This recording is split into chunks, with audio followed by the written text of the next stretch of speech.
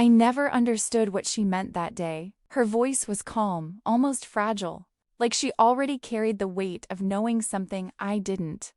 "You'll understand when he's gone," she whispered, eyes glistening as if the truth hid somewhere behind them.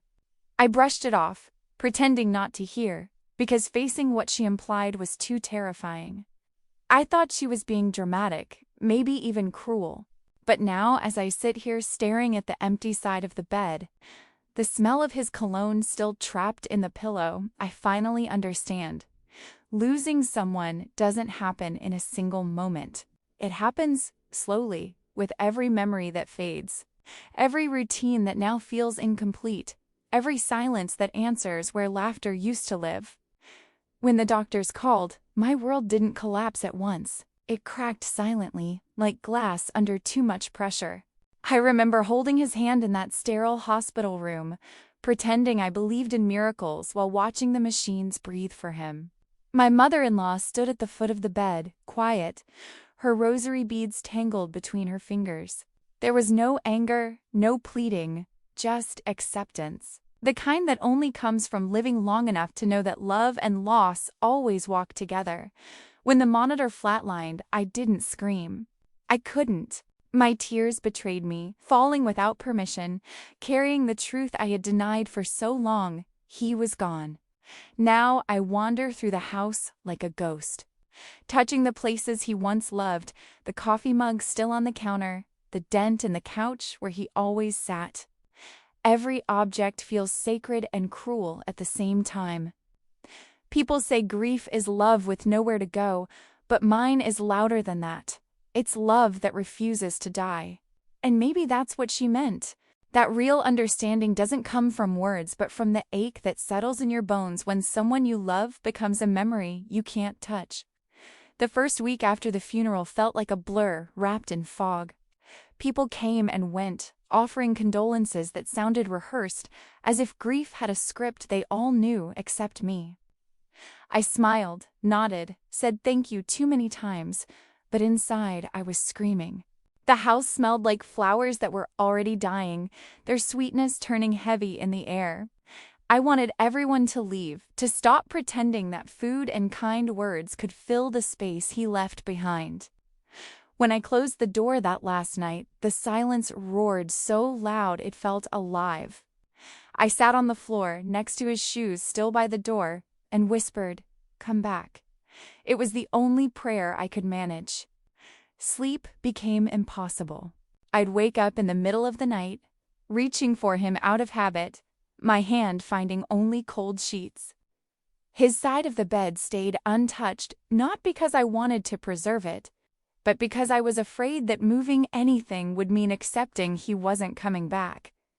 My mother-in-law visited every day, bringing food I never ate. She'd sit quietly, sometimes talking about him like he was just at work, as if pretending could trick our hearts into waiting instead of grieving. One afternoon, she said softly, "He always worried about you. He told me once that you made him feel safe." That broke me, because the truth was, he was my safety. And now, I didn't know how to exist without that anchor. I started replaying our last conversation over and over. It wasn't special, just a small fight about dinner, something so stupid it feels unbearable now. I keep wondering if he knew, if in that final glance he sensed something was coming. His laugh echoes in my mind, the way he'd squeeze my hand when crossing the street, like a silent promise.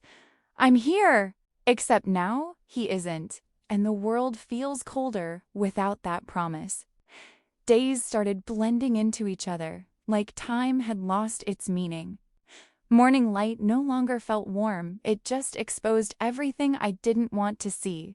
The empty chair at breakfast, the untouched toothbrush, the unopened mail with his name still printed on it.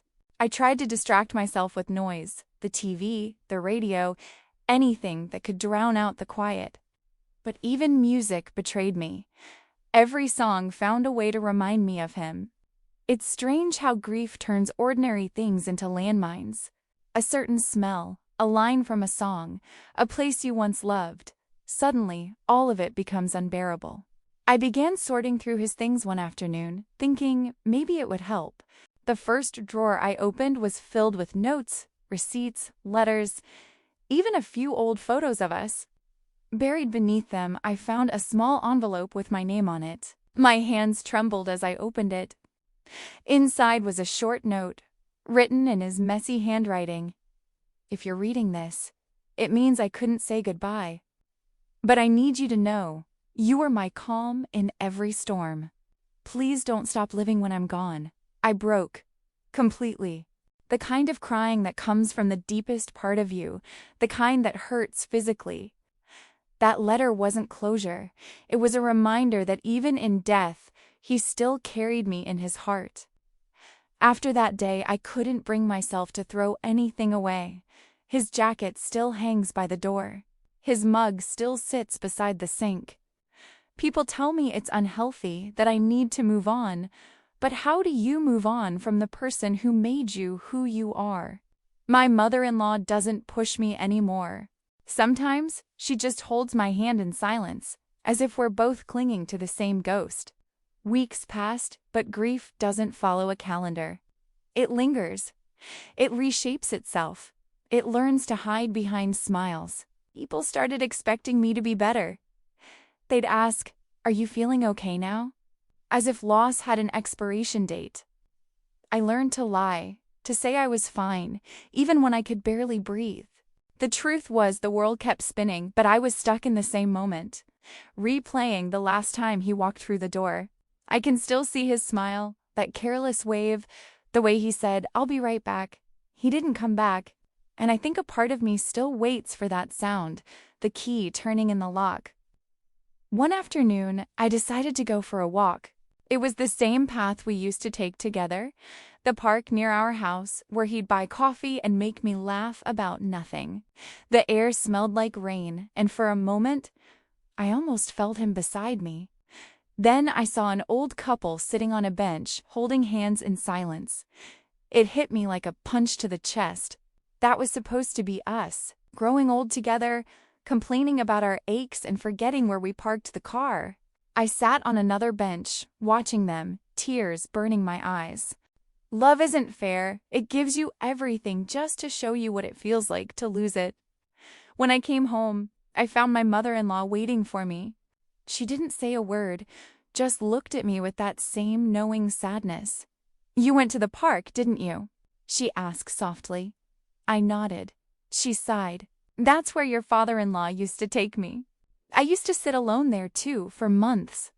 It was then I realized her whisper that day wasn't a warning. It was a prophecy. She knew this pain because she had lived it too. Grief is strange. Some days it feels sharp, like a knife twisting with every breath. Other days, it's dull, just a quiet ache that follows you everywhere. I started noticing how people avoided saying his name around me, as if the word itself could shatter me. But I wanted to hear it. I wanted someone to remember him out loud, to speak his name so he wouldn't vanish completely.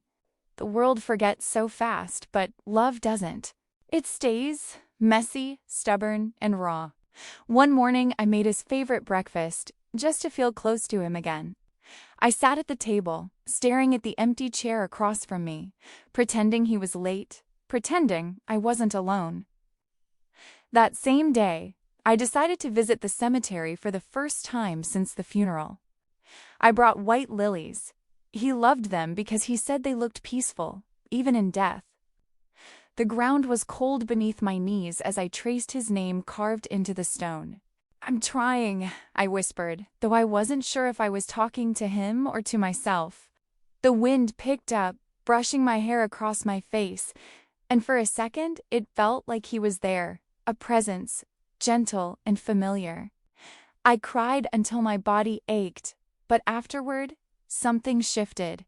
Not peace, not healing, just a tiny spark of acceptance. Maybe love doesn't end when a person dies. Maybe it just changes shape. When I got home, my mother-in-law was sitting at the kitchen table with 2 cups of tea.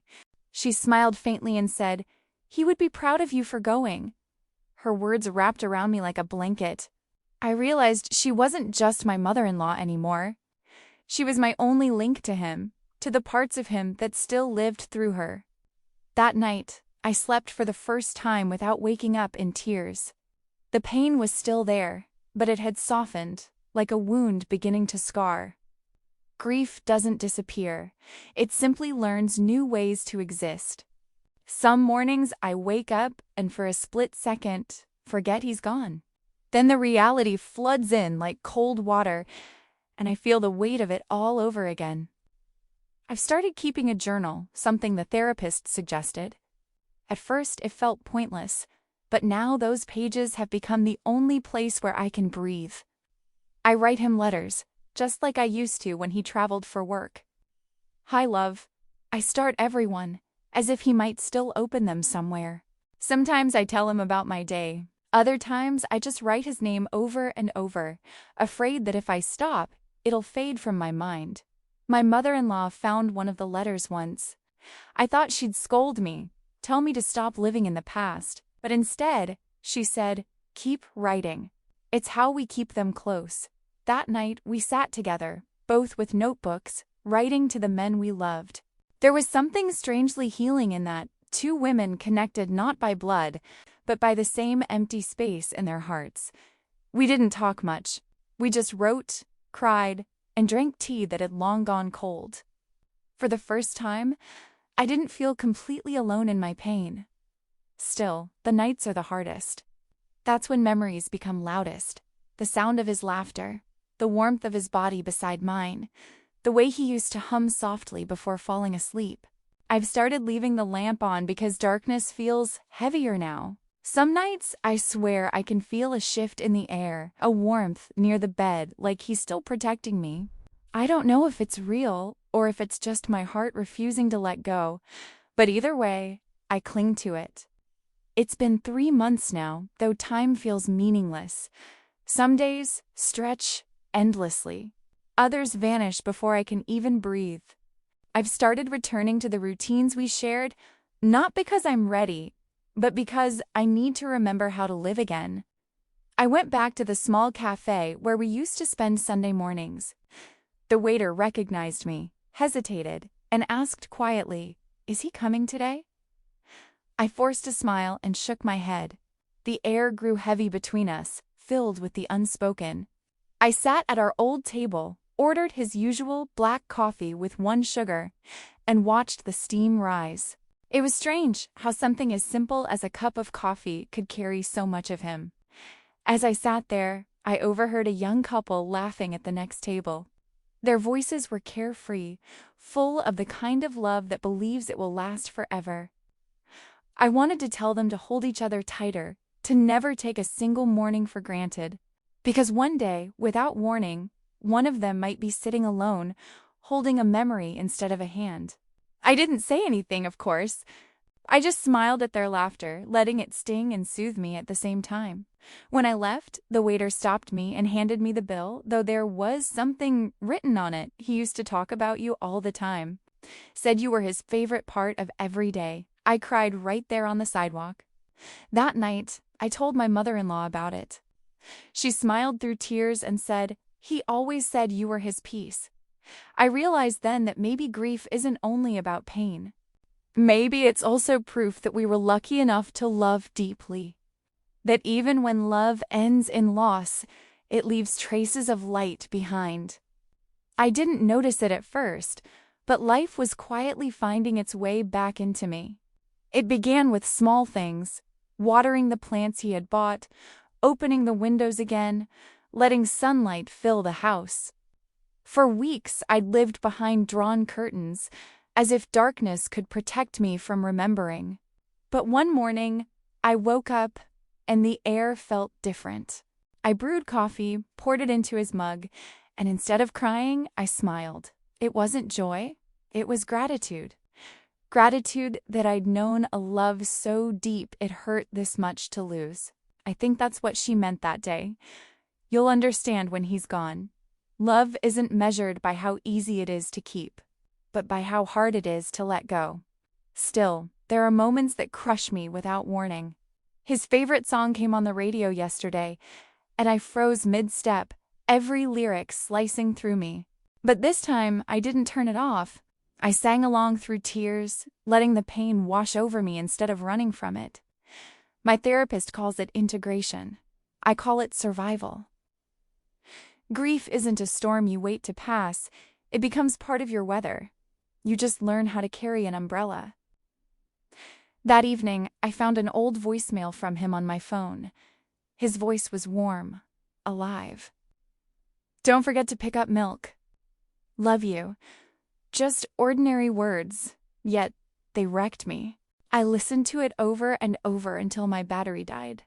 But instead of sadness, I felt something like peace. Because for a few seconds, it was like he was still here, still caring, still loving in his own quiet way. It was around the 4th month that I finally faced his closet. I had avoided it for so long. The smell of his cologne, the sight of his neatly folded shirts, the jacket he wore on our last night together. But that day, I opened the door and stood there, frozen, letting the memories crash into me like waves. My hands trembled as I touched each piece of fabric, each thread holding a fragment of who he was.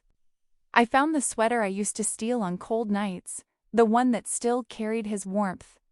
For a moment, I pressed it to my face and closed my eyes. It was like time folded, like he was right there beside me again. Then I noticed a small box tucked away on the top shelf. Inside were photos, ticket stubs, and letters from our early years, things I didn't even remember keeping.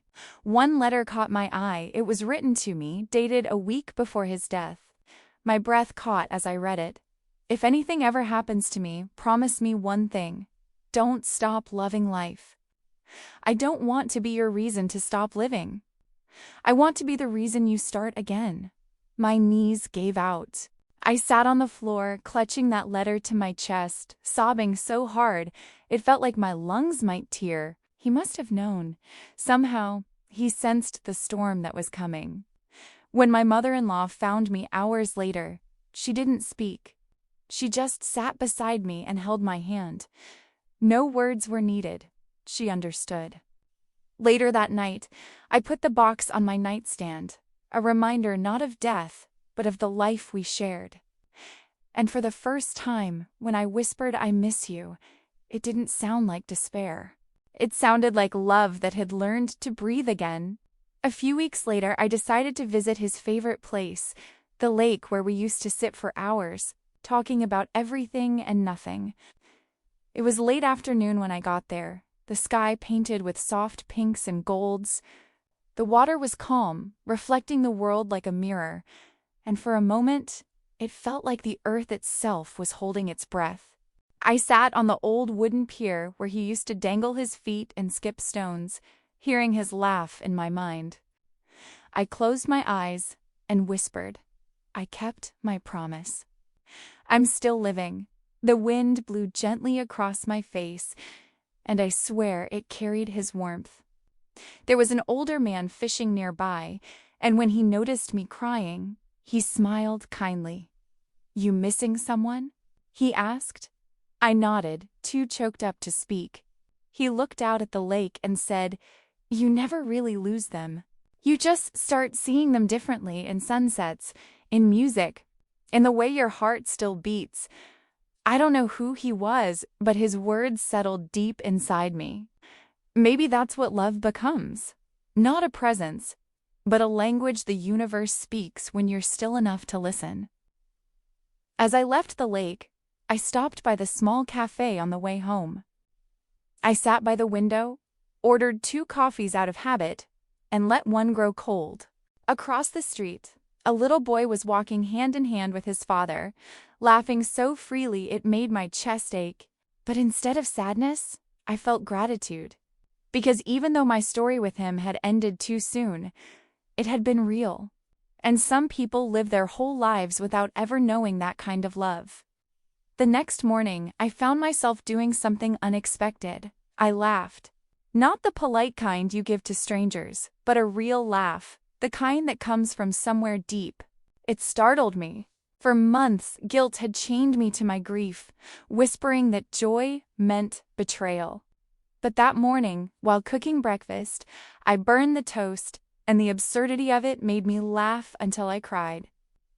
I realized then that healing doesn't announce itself. It sneaks in quietly, hidden in small, ordinary moments. Maybe that's how love returns, not in grand signs or dreams, but in the simple act of being able to smile again. Later that day, I visited my mother-in-law. She was in the garden tending to the roses he had planted. He used to hum when he watered them, she said softly, brushing dirt from her hands. I joined her, feeling the warmth of the sun on my skin. He'd like to see you smiling again, she added, her eyes glistening. I nodded, realizing how much she had lost too. We stood there in silence, two women connected by one man's love and by the ache his absence left behind. For the first time, that ache didn't feel like punishment. It felt like proof that he had existed, that he had mattered. That evening, I lit a candle beside his photo.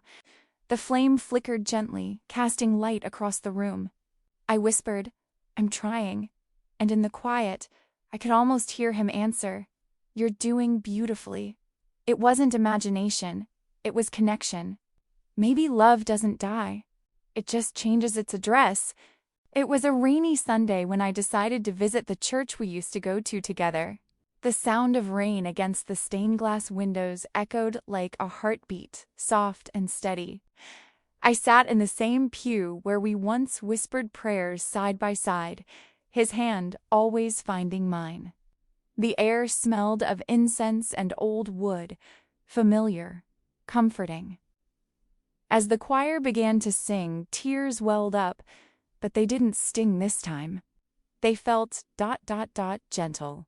The priest spoke about love, not the romantic kind, but the kind that endures, that forgives, that remains even when everything else fades. His words sank deep into my chest. Some loves don't end. They simply wait for us to meet again. I closed my eyes, whispering his name like a prayer. After the service, I stayed behind, lighting a candle beneath the statue of Saint Anthony, his favorite saint. The flame danced quietly, and I remembered his voice teasing, "If you ever lose something, ask Saint Anthony." I smiled through my tears and said softly, "I lost you. Help me find peace instead." At that moment, I felt something warm, not outside, but within me, like a small light awakening in the dark corners of my soul. When I left the church, the rain had stopped. The world smelled clean again, like a promise of new beginnings. My mother-in-law called me that evening and said, "I dreamt of him last night. He was smiling." I paused, heart trembling. "So did I whispered. Maybe that was his way of saying he'd heard my prayer. Something inside me had changed after that day. I began waking up with a little more strength, breathing a little easier. The pain was still there, but it no longer felt like an open wound, more like a scar I could touch without breaking apart. I started walking every morning, the way he used to. The city felt different now, quieter, yet somehow kinder. Strangers smiled, birds sang louder than I remembered, and I realized life had been waiting for me to notice it again. I took my first trip to the grocery store alone, something that had terrified me for months. I bought his favorite cereal, not to mourn him, but to celebrate him, a small reminder that love could live in the simplest acts. One evening, I sat by the window, watching the sunset paint the sky in gold and crimson. It reminded me of the evenings we spent together, his arm around me, both of us lost in the stillness of the moment. I whispered, "I hope you can see this too," and felt a strange calmness wash over me. I realized that he hadn't really gone anywhere. He had just changed form. Now, he lived in every sunrise, in every kindness I gave or received, in every heartbeat that still carried his name. My mother-in-law visited that weekend. We cooked dinner together, laughed about his terrible singing voice, and for the first time, the laughter didn't hurt. It felt healing. After she left, I found myself standing by his photo again. I traced his smile with my fingertips and said, You taught me how to love deeply. And now, how to live again. The candle beside his frame flickered twice, and I smiled. Maybe that was him saying thank you. It's strange how the heart learns to heal, not in a straight line, but in quiet circles. I started volunteering at the local hospice where he once donated during holidays. At first, I only went to distract myself, but soon I realized I was drawn to the people there, those who had also loved and lost. Their stories mirrored mine in different ways. A wife who still cooked for her late husband. A mother who spoke to her son's photo every night. We shared tears, laughter, and something deeper, understanding. It felt like I had found a second family made of broken hearts, learning how to beat again. Every time I held someone's hand as they cried, I felt him near me, whispering, "See? You're still giving love." One afternoon, a woman gave me a small bracelet with the word hope engraved on it. "You remind me of my daughter," she said, her eyes soft. I wore it home and stared at it for hours. Hope.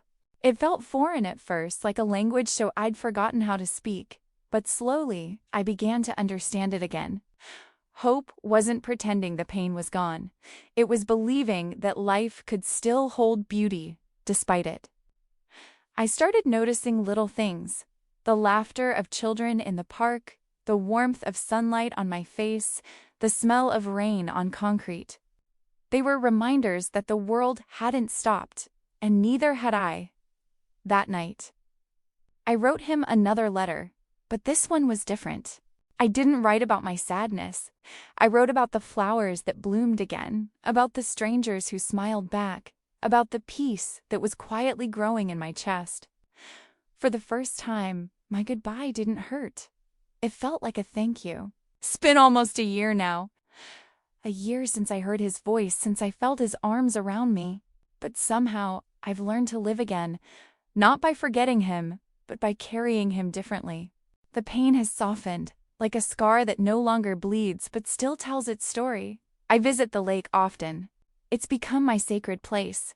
I bring fresh flowers, sit on the edge of the pier and talk to him about everything.